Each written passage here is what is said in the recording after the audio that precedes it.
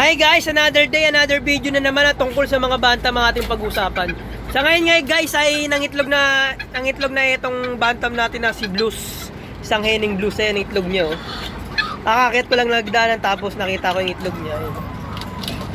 Itlog niya. Ang pinares ko sa kanya ay isang binabaeng talisay na gray. Bali ko kunin muna natin to guys. Itong itlog niya, itatabi ko lang to.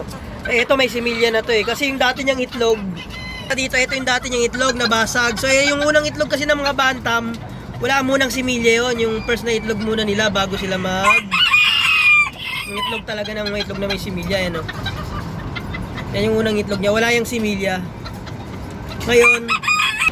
Ngayon kukunin muna natin tong itlog niya, itatabi natin to. So ang gagawin ko dito guys, para hindi niya i-reject tong itlog, para hindi niya i-reject yung itlog niya, kunin ko yun.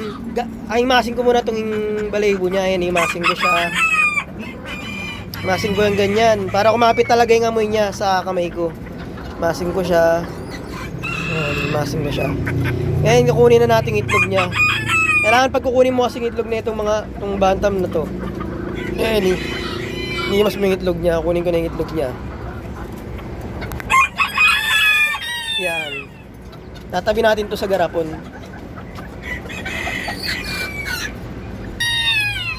So yun lang guys, antabayan na natin iba niyang ilalabas niyang itlog. Kukolektahin ko yung palagi pag may itlog siya. Nalagay natin siya.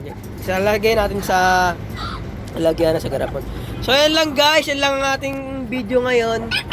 Kung interesado po kayo sa mga ganitong video, mag-subscribe lang po kayo, like and share para marami pa po tayong mapag-usapan na tungkol sa mga bantam. Pamimigay na naman tayong mga sisiw pag namisa yung itlog na yun.